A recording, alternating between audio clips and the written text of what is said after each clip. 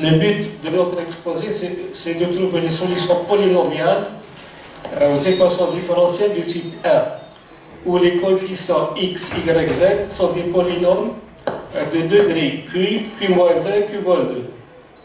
Notre but est de trouver les expressions générales des fonctions propres en utilisant une méthode basée sur les séries de Taylor. Notre méthode. Nous cherchons en premier lieu la solution sous la forme d'une série de Taylor qui est donnée par 2 autour de la racine zi du polynôme x ou du polynôme y si l'équation est de la forme 1' ou du polynôme z si l'équation est de la forme 1 seconde. Puis nous essayons de chercher l'expression générale de la dérivée a. Pour cela, nous dérivons l'équation 1 j fois par rapport à z. Cela nous donne une équation d'ordre 2 plus j dans laquelle on pose z égale à zi. Cela nous donne une relation de récurrence de laquelle on tire notre expression. Et finalement, nous déterminons les conditions spectrales nécessaires qui doivent être vérifiées par les polynômes x, y, z pour que la solution de Taylor soit tronquée à un ordre n. Nous allons résoudre 5 équations mathématiquement et donner 3 applications physiques. Le premier cas, c'est l'équation 3, qui est du type Q égale à 2. Cette équation a comme solution la série de Taylor qui est donnée par 4. Cette solution exige la condition spectrale 5 pour être tronquée à l'ordre n. Et on trouve une solution donc polynomiale qui est donnée par 7. Cas 2. L'équation générale qui est aussi du type Q égale à 2, mais où x égale à 1 et y c'est un polynôme. Cette équation a une solution de Taylor qui est donnée par 11. Et si on a la valeur initiale 12 et la condition spectrale 13, on obtient une fonction propre de degré 2n' qui est donnée par 14. Et si on a la valeur initiale 15 avec la condition spectrale 16, on obtient la solution polynomiale de degré impair, qui est donnée par 17. Cas 3. Équation différentielle du type Q égale à 3. Cette équation a la solution en série de Taylor qui est donnée par 19. Et on prouve que si on a la condition spectrale 20, avec une condition spectrale secondaire 21, la série de Taylor sera tronquée à l'ordre n. Et on obtient une solution polynomiale qui est donnée par 22. Pour l'équation du type Q égale à 3, on ne peut pas avoir les solutions d'une manière explicite. Il faut les calculer d'une manière itérative. Donc on va donner les 3 premières solutions. Pour n égale à 0, si on a la condition spectrale 32, avec la condition spectrale secondaire 33, on obtient la solution polynomiale de degré 0, qui est donnée par 34. Pour n égale à 1, si on a la condition spectrale principale 35, avec la condition spectrale secondaire 36, on obtient, en faisant les calculs, on obtient la solution polynomiale 39, de degré 1. Pour n égale à 2, si on a la condition spectrale 40, avec la condition spectrale secondaire 41, on obtient la solution polynomiale de degré 2, qui est donnée par 42. Et finalement, pour n égale à 3, si on a la condition spectrale 43, avec la condition spectrale secondaire 44, on obtient une solution polynomiale de degré 3 qui est donnée par 45. On va donner une application physique pour la dernière équation. comme application physique, on a tout colombe bicollier repelling électrons en deux sphères. Ce système est gouverné par l'équation P1, où En est l'énergie du système et Rn le rayon de la sphère. En utilisant les résultats généraux précédents, on trouve pour l'équation P1 qu'elle exige la condition spectrale P2 qui nous donne l'énergie, plus une autre condition spectrale secondaire, 28. Le calcul itératif des premières solutions de ces systèmes nous donne pour n égale à 0 l'équation P3 plus la condition spectrale P4. En résolvant ces équations, on trouve R0 égale à 0, c'est-à-dire le rayon de la sphère est nul, qui est une solution rejetée. Et donc, la solution polynomiale de degré 0, qui est donnée par P6, ne sera pas physiquement acceptable. Pour n égale à 1, si on a la condition spectrale P7, avec la condition spectrale secondaire P8, en résolvant ces deux équations, on trouve l'énergie, on trouve le rayon R1, qui est donné par P9, et l'énergie E1, qui est donnée par P10. Avec la solution polynomiale de degré 1 qui est donnée par P11.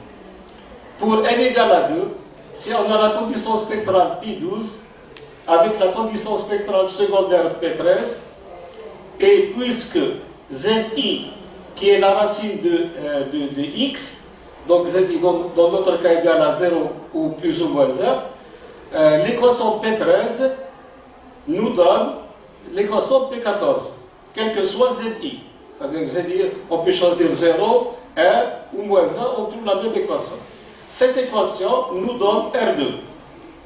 Et en injectant dans les expressions précédentes, on tire R2 égale P16, qui nous donne E2, l'énergie E2, qui est donnée par P17, et la solution polynomiale de degré 2, qui est donnée par P18. Maintenant, on passe à un cas exceptionnel de l'équation différentielle du type Q égale à 3, qui est donnée par M11.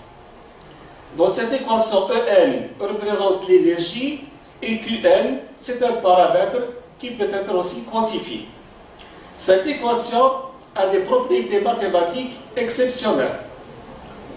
Si on la résout en faisant le changement de variable qui est donné par M2, on obtient une équation différentielle du type Q égale à 2 qui est donnée par M3. Cette équation n'exige qu'une seule condition spectrale M4 pour nous donner les solutions polynomiales qui sont données par MC. Mais si on résout cette équation en utilisant la série de Taylor autour de la valeur de la racine Z égale à 0, on ne trouve que les solutions polynomiales de degré 2n, de degré pair, qui n'exigent qu'une seule condition spectrale qui est donnée par M7. Mais si on résout cette équation en utilisant la série de Taylor autour de Z1 égale à plus ou moins racine carrée de moins b sur A qui est donnée par 22, dans ce cas, on trouve toutes les solutions, c'est-à-dire on trouve les solutions paires et les solutions impaires. Le calcul de quelques solutions nous donne M8, nous donne les premières solutions polynomiales jusqu'à l'ordre 3. Qu'est-ce qu'on remarque? On remarque que les solutions paires n'exigent qu'une seule condition spectrale, alors que les solutions impaires exigent deux conditions spectrales. Donc, que veut dire ces résultats? Si on résout l'équation, cette équation, donc les solutions de cette équation dépendent de la méthode qu'on utilise pour les trouver. Donc, pour trouver toutes les solutions, il faut utiliser la série de Taylor autour de la valeur Z. Application physique. Application physique pour cette équation qu'on vient d'étudier mathématiquement. The bore Hamiltonian for the Davidson potential is described par l'équation P19. Cette équation n'exige qu'une seule condition spectrale qui est donnée par P20 pour avoir la solution polynomiale qui est donnée par P21. Le dernier cas, considérons l'équation de type Q égale à 3, où x égale à 1 et y c'est un polynôme. Dans cette équation, E et Q sont des paramètres qui peuvent être quantifiés physiquement ou mathématiquement. En suivant la même méthode pour les équations précédentes, on trouve que cette équation a comme solution en série de Taylor qui est donnée par 47. Avec ZI, c'est une racine de Y2. Avec la relation de récurrence qui est donnée par 48. Et on trouve que si on a la condition spectrale principale 49, avec deux conditions spectrales secondaires 50 et 51, on obtient une solution polynomiale de degré n qui est donnée par 52. Application physique pour cette équation. Planeur Coulomb diabalétique problème. L'étude de cette équation différentielle exige une condition spectrale qui est donnée par 23 avec deux conditions spectrales qui sont 50 et 51 pour avoir une solution en série de Taylor. Le calcul itératif de ces solutions nous donne pour n égale à 0, on a besoin de deux conditions spectrales plus une condition initiale qui est donnée par P24 pour avoir la solution de degré 0 qui est donnée par 27. Pour n égale à 1, on a besoin toujours de deux conditions spectrales plus une condition initiale, P26, pour avoir la solution qui est donnée par P26. Dans cette solution, on cherche la série de Taylor autour de la racine x moins 1. Et si on cherche la solution autour de la racine x plus, qui est la racine du polynôme y2, on trouve une autre solution qui est différente de la première solution. Pour n égale à 2, si on a les conditions spectrales qui sont données par P30, on obtient deux solutions, l'une autour de x plus et l'autre autour de x moins.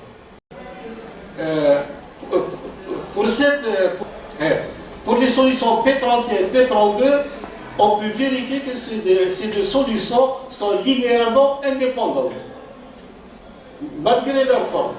Alors que pour la solution de degré 1, on trouve que si on change la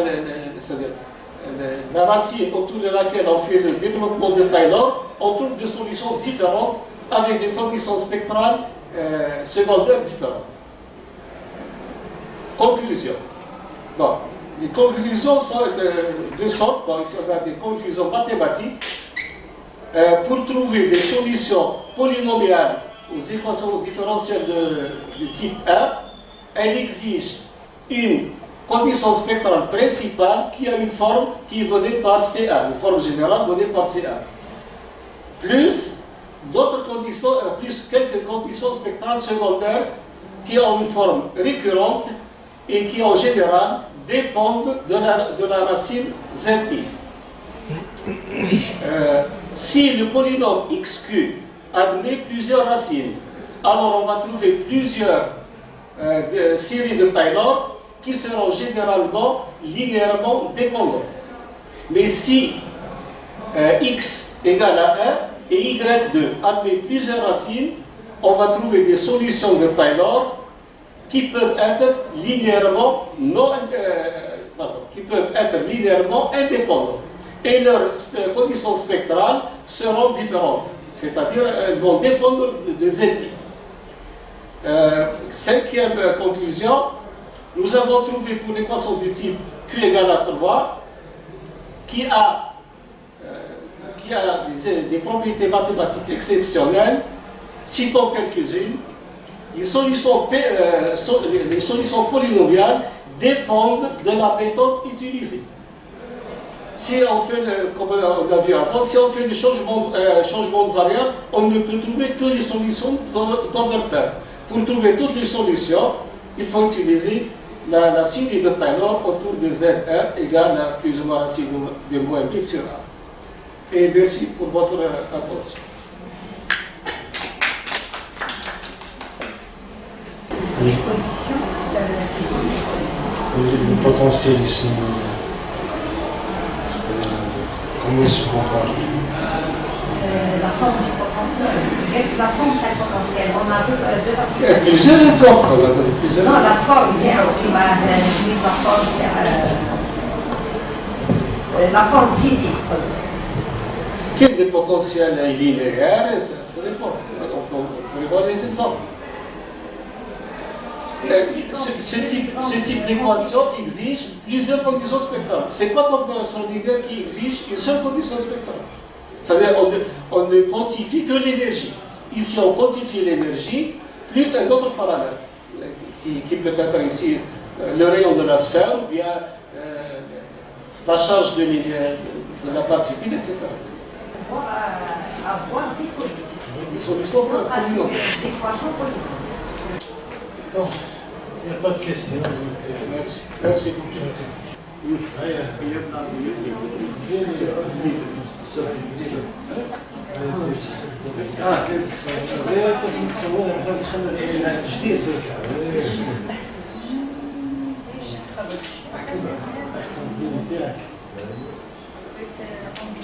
جديد